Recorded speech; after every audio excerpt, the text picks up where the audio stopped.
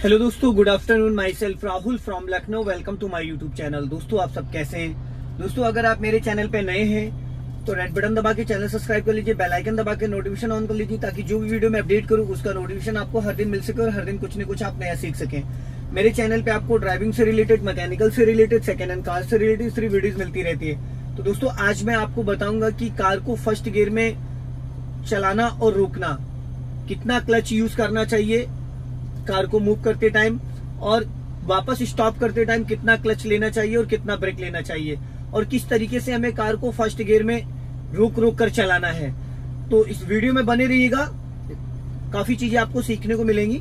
तो जैसे कि मेरी गाड़ी जो ये है Hyundai की सेंट्रो कार है, power steering, power brake, petrol गाड़ी। अभी मेरी गाड़ी का इंजन ऑन है, बट मैं आपको दोबारा से बता देता हूँ ऑफ करके। अब मैंने पूरा क्लच दबा लिया और अब मैं इग्निशन ऑन करके इंजन को ऑन कर रहा हूँ। उसके बाद मैंने सबसे पहले अपनी हैंड ब्रेक को अनलॉक किया, फर्स्ट लेफ्ट दबा के फर्स्ट गियर डाल दिया, और अभी मैंने धीरे से क्लच को हाफ क्लच रिलीज किया है। ये देख रहे हैं आप, हाफ क्लच। जो क्लच वाला पॉइंट है ये हमेशा ध्यान दीजिएगा, जो ये क्लच वाला पॉइंट है ये हमारा टो होना चाहिए। ये इससे ज्यादा पैर ऊपर खिसका नहीं होना चाहिए। अगर इससे ज्यादा पैर ऊपर खिसका होगा तो फिर आपका जो पैर है वो ऊपर खिसक जाएगा। ये हमेशा टो वाले पॉइंट से होना चाहिए। देख रहे हैं ये पॉइंट, ये इस तरीके से इसको यूज करना है टो से। कुछ लोग यहां से दबा देते हैं, कुछ लोग यहां से दबाते हैं, कुछ लोग ऐसे दबाते हैं, तो ये नहीं होना चाहिए। हमेशा ये पॉइंट होना चाहिए, पैडल को टो से ढक लेना। ये जब भी रिलीज करना है तो हील आपकी नीचे रहनी चाहिए, पंजा ऊपर आना चाहिए। और राइट वाला जो आपको फुट है वो ऐसे चलेगा, एक्सेलेटर ब्रेक, एक्सेलेटर ब्रेक। ये तो अभी गाड़ी में फर्स्ट गियर में डालता हूं। मैंने इसको लेफ्ट जाके ऊपर फर्स्ट गियर डाल दिया, और एक्सेलेटर की कोई जरूरत नहीं है। मैंने राइट वाला जो पैर है वो ब्रेक पे ही, मैंने हाफ क्लच छोड़ा, गाड़ी बढ़नी स्टार्ट हो गई। मुझे अपने राइट और लेफ्ट वाले आरपीएम भी चेक कर लेने हैं। यहाँ पे एक्सेलेटर की कोई नीड नहीं। मैंने फिर वापस पूरा क्लच दबाया, गाड़ी खड़ी हो गई। यहाँ पे ब्रेक की भी कोई नीड नहीं है। अगर आप प्रैक्टिस कर रहे हैं ना तो ब्रेक पे पैर रख के ब्रेक दबाने की जरूरत नहीं। मैंने फिर हाफ क्लच छोड़ा, गाड़ी वापस गियर में एक्टिव हो गई। फिर मैंने क्लच दबाया, गाड़ी फ्री हो गया इंजन। फिर मैंने हाफ क्लच छोड़ा, गाड़ी बढ़नी स्टार्ट हो गई। अब हल्का सा मेरे सामने बाइक है तो मैं राइट जाऊंगा थोड़ा सा, नहीं तो बाइक में मेरी गाड़ी टकरा जाएगी। फिर मैंने पूरा क्लच ले लिया और धीरे से ब्रेक ले लिया, क्योंकि गाड़ी की थोड़ी स्पीड ज्यादा हो गई थी। ब्रेक ना के बराबर। अगर फर्स्ट और सेकंड गियर में गाड़ी आपको कंट्रोल करना है तो आप क्लच ज्यादा यूज करें, ब्रेक ना के बराबर। अभी मैंने वापस क्लच छोड़ा और पूरा क्लच रिलीज कर दिया। अब गाड़ी ने स्पीड पकड़ लिया। देख रहे हैं आप, गाड़ी ने थोड़ी सी स्पीड 5-10 के आसपास स्पीड आ गई। मैंने पूरा क्लच दबाया, ये फुल क्लच दबा दिया और गाड़ी अपने आप रुक गई। मैंने ब्रेक नहीं यूज किया। आप देख रहे हैं, ब्रेक का मैंने यूज नहीं किया, गाड़ी अपने आप थोड़े टाइम बाद रुक गई। फिर मैंने हाफ क्लच छोड़ा, गाड़ी फिर गियर में एक्टिव हो गई है।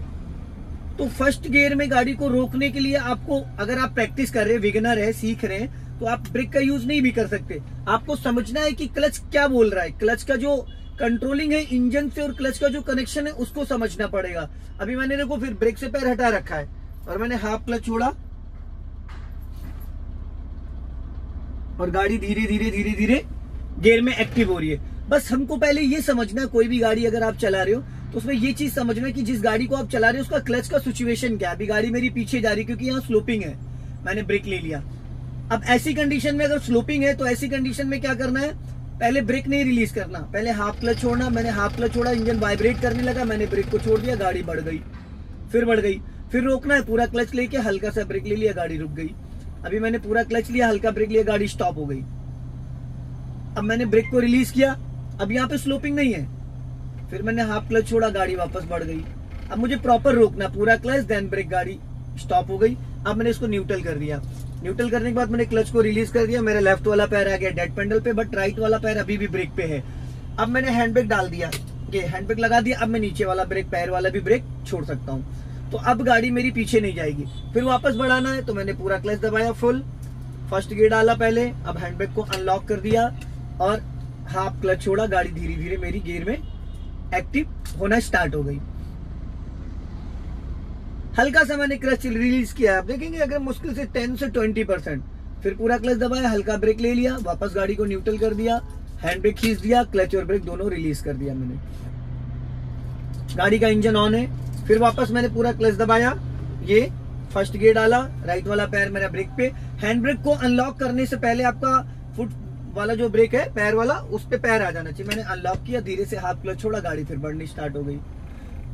देख रहे हैं, तो ये चीज कार को मूव करना बहुत जरूरी है सीखना कि कितना क्लच। कुछ लोग क्लच झटके से छोड़ देते हैं जिसकी वजह से इंजन बंद हो जाता है। अब मुझे अपने लेफ्ट को भी देखना, लेफ्ट में जो फ्लैग रॉड है उससे मैं लेफ्ट में अपनी कार को अंदाजा ले सकता हूँ। लेफ्ट में मेरे ट्रक खड़ा हुआ है, तो लेफ्ट में जो ट्रक खड़ा उससे मुझे कैसे पता चलेगा कि मेरी गाड़ी जो है वो कितना लेफ्ट में और जा सकती है। तो दोस्तों फ्लैग रॉड से मुझे अंदाजा मिल सकता है, लेफ्ट वाले आरबीएम से अंदाजा मिल सकता है।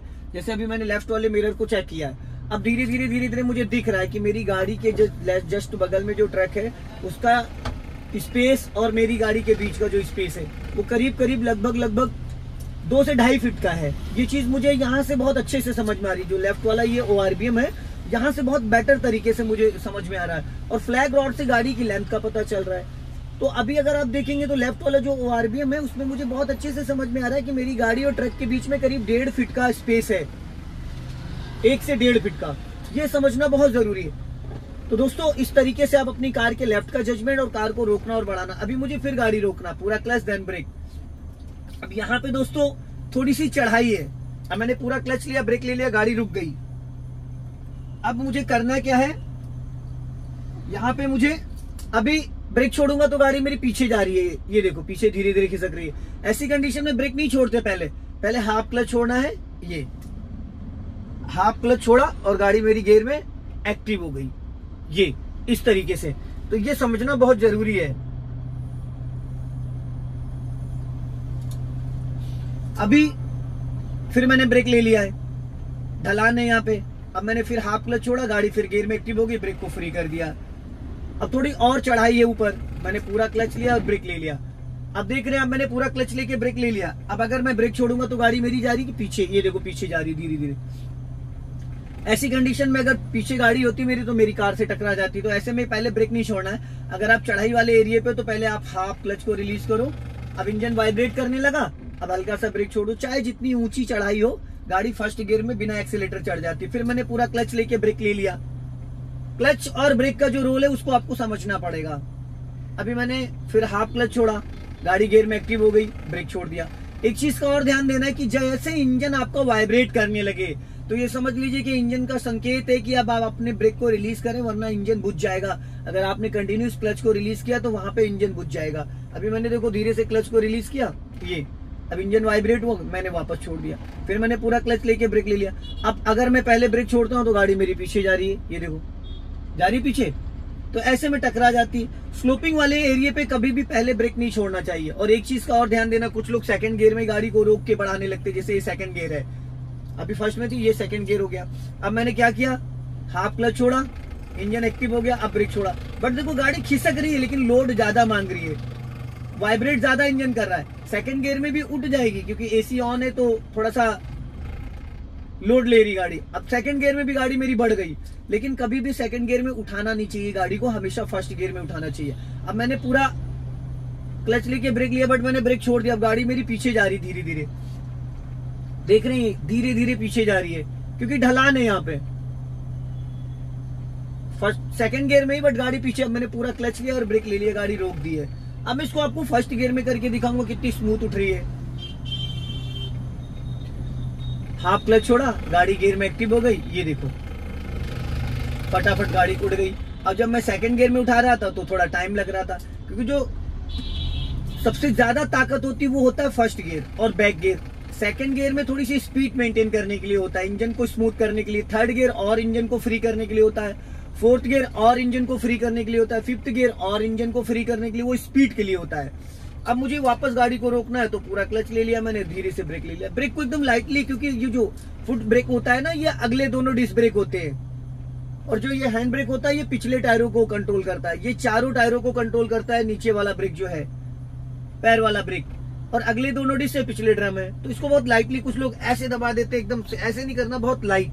मैंने फिर हाफ क्लच छोड़ा, गाड़ी बढ़नी स्टार्ट हो गई।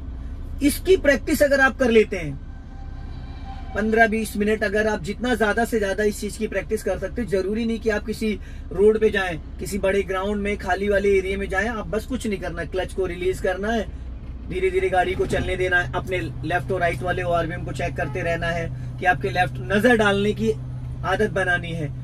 फिर आपने हाफ क्लच छोड़ा, गाड़ी बढ़ने दिया बिना एक्सेलेटर, फिर पूरा क्लच दबा के ब्रेक ले लिया, गाड़ी रुक गई, फिर ब्रेक छोड़ा, फिर हाफ क्लच छोड़ा, गाड़ी बढ़ गई, फिर पूरा क्लच दबाया। फिर इससे क्या होगा ना कि क्लच और ब्रेक का जो कंट्रोलिंग है, दोनों का मैचिंग जो है वो आपको क्लियर हो जाएगा कि कितना क्लच दबाने से इंजन फ्री होता है और कितना ब्रेक दबाने से गाड़ी रुक जाती है और कितना क्लच रिलीज करने से गाड़ी वापस गियर में एक्टिव होती है।